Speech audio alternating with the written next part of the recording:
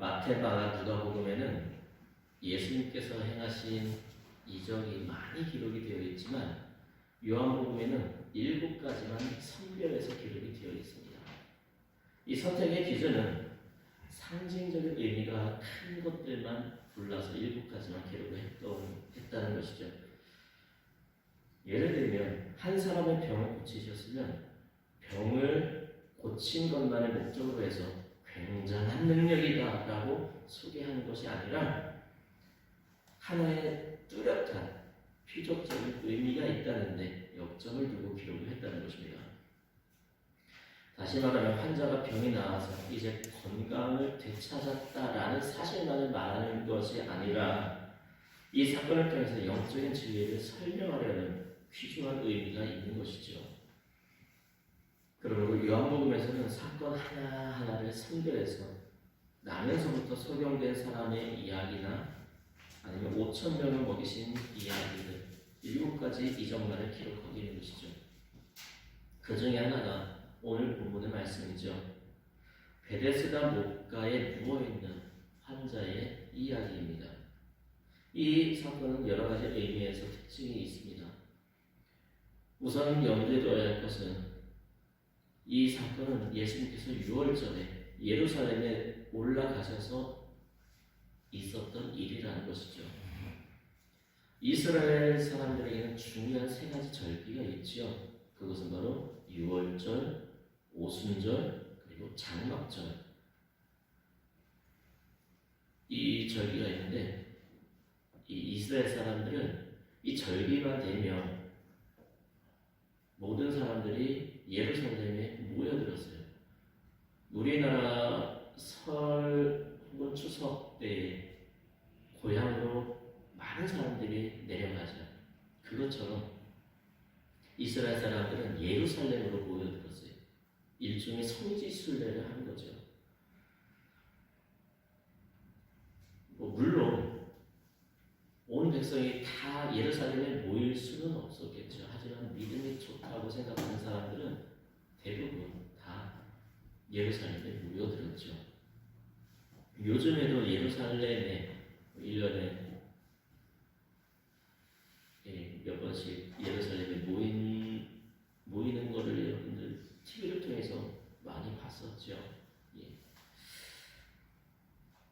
이때에 예루살렘에 모이는 숫자는 거의 수십만 명이 이르렀다고 합니다. 그러니 얼마나 큰 행사였는지 짐작을 할 수 있겠지요. 그 당시는 빈부의 차가 지금보다 심해서 대부분의 시골은 거의 원시 생활 그대로였고 몇몇 도시들은 너무 크게 발전해서 지금도 상상할 수 없는 거대한 건물들을 많이 지어놓은 것을 볼 수가 있습니다.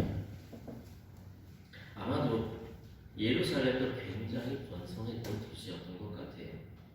그렇기 때문에 절기 때마다 시골 사람들이 모여들어서 들뜬 기분으로 여기저기 구경하러 다녔겠죠. 시골에서 볼 수 없는 화려한 건물들, 그 건물들만 보러 다녀도 굉장한 구경거리가 되었겠죠. 아마 구경하느라 정신이 없었을 거예요. 이런 잔치 분위기 속에서 예수님은 조용히 그곳을 빠져나와서 가장 외롭고 불쌍한 한 환자를 만나 주십니다. 물론 제자들도 함께하지 않으셨습니다. 세상에는 외로운 사람들이 많겠지만 오늘 본문에 나타난 환자는 가장 외로운 사람 중에 한 명이었던 것 같아요. 이렇게 소외되고 불쌍한 사람을 예수님께서는 조용히 찾아서 만나주셨던 것이죠. 오늘 예수께서 찾으신 환자는 38년 동안이나 앓아 누워있는 환자였습니다. 이 사람은 아마도 가족들도 돌보지 않았던 그런 사람이었던 것 같아요. 38년 동안 이 물속에 들어가지 못했던 것을 보면 가족이나 친구들 아무것도 없는 그런 외로운 사람이었던 것 같아요. 그래서 연못에 물이 동할 때마다 그곳 그곳에 들어가고 싶었지만 몸을 움직일 수가 없으니 그냥 막연하게 누군가가 도와주기만을 바라면서 그곳에 누워 있었던 것이죠. 오랫동안 병중에 있으면 불쌍해 보일 수는 있지만 여러분, 그곳에 모인 사람들이 다 어떤 사람들이에요? 다 환자들이에요. 다 병이 들어서 고침받고 싶어서 그 모인 사람들이라는 거죠. 그러니 다른 사람들을 돌아볼 여유조차 없는 것이죠. 이런 사람에게 예수님께서 찾아와 물으시죠. 내가 낫고자 하느냐? 여러분, 예수님의 질문이 여러분들 듣기에는 어떤가요? 어찌 보면 좀 황당한 질문 아닌가요? 환자가 병이 낫기를 바라는 것은 당연한 것인데 내가 낫고자 하느냐? 이렇게 어이없게도 묻고 계신 거죠. 자, 그런데 이 환자의 대답도 동문서답입니다. 내가 낫고자 하느냐라는 질문에는 네, 낫고 싶습니다. 이렇게 대답을 하면 되는데 그게 아니었죠. 이 환자가 어떻게 대답을 하죠?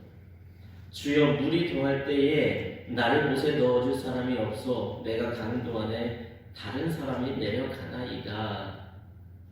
자신을 물 속에 넣어줄 사람이 없다고 하소연하고 있죠.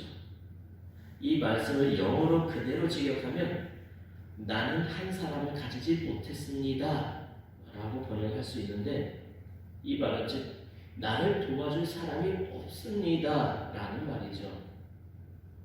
이 말은 되게 고독한 사람들이 많이 사용하는 말입니다. 내 마음을 알아줄 사람이 이 세상에 아무도 없다 라고 절망적인 이야기를 하죠. 나를 이해할 사람이 없다는 것은 살아야 할 의미가 없다는 말과 같습니다. 혹시 여러분들 종종 그런 생각 하시나요? 저는 여러분 나이대에 그런 생각을 좀 많이 했던 것 같아요. 도대체 내 생각을 알아주는 사람이 누가 있을까? 그래서 나를 도와줄 사람이 누가 있을까? 예, 물론 부모님이 나를 사랑하신다는 알고는 있지만 부모님은 부모님 나름대로 바쁘게 살아가시고 부모님과의 그 커뮤니케이션이 되지 않다 보니 나 혼자 많이 고민을 하는 거죠. 내가 필요로 하는 한 사람이 없어서 오늘 이 환자는 지금 절망하고 있는 것이죠.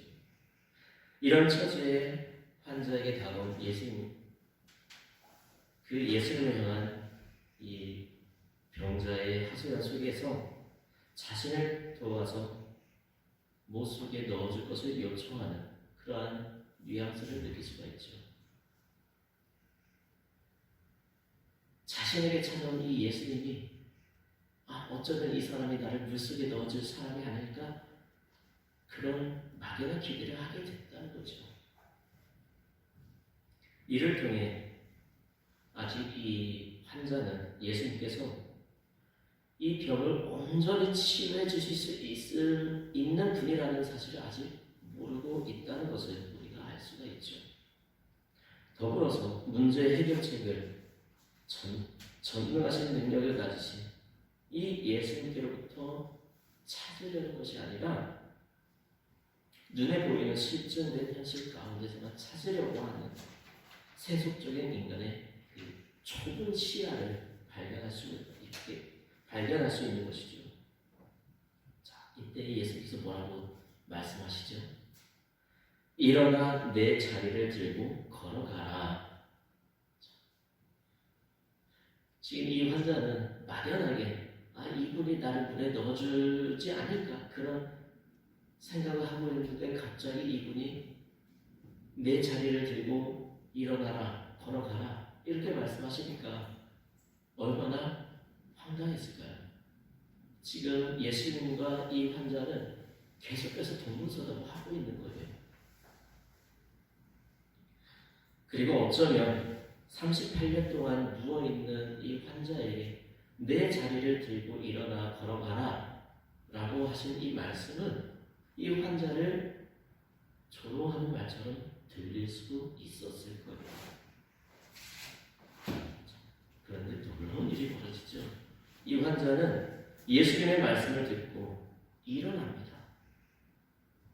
그리고 자기 자리를 정리해서 걸어가죠. 정말 놀라운 믿음입니다. 38년 동안 알았다면 아마 평생 한 번도 걸어보지 못했던 사람이라고도 생각을 할 수 있을 거예요. 이런 상황에서 일어나라 라고 할 때에 과연 그 말을 믿고 일어날 수 있는 사람이 몇 명이나 될까요? 보통 사람 같으면 예수님의 말씀에 불만을 가지고 나를 불쌍히 여기시거든 다른 소리 하지 말고 나 좀 저 물속에 1등으로 넣어주세요. 이렇게 말을 했을 것입니다.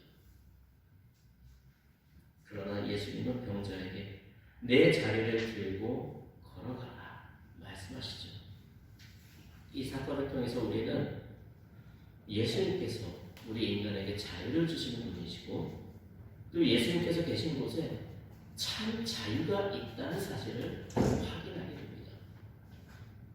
예수님을 만남으로 38년 동안 병에 사로잡혀 고생하던 사람이 그 지긋지긋한 고통의 짐에서 놓여서 자유하게 된 것이죠. 우리는 성경에서 이 사람 이외에도 예수님을 만나 자신의 짓누르던 무거운 짐을 벗어버리게 된 많은 사람들을 발견하게 됩니다. 그리고 그들에게서 발견되는 공통점은 예수님을 믿었다는 것입니다. 산에서 내려오신 예수님을 만나 도움을 청한 문둥병자가 들어있죠. 또 중풍병으로 자리에 누워 고통하던 하인을 위해 예수님께 도움을 청한 백부장이 그러했고 또 12해를 혈루증을 앓던 한 여인이 그러했습니다. 이와 같이 예수님은 우리의 모든 짐을 다 벗겨주시고 우리를 자유롭게 해주시는 분이십니다. 하지만 모든 사람이 이 은혜에 참여하는 것은 아니죠. 믿음이 있는 사람, 예수님께 대한 믿음을 고백하는 사람들만이 예수님께서 주시는 그 참된 자유를 누릴 수 있게 되는 것입니다. 죄로부터의 자유를 비롯해서 인간을 억압은 모든 무거운 짐들로부터 완전히 벗어나게 되는 것이죠.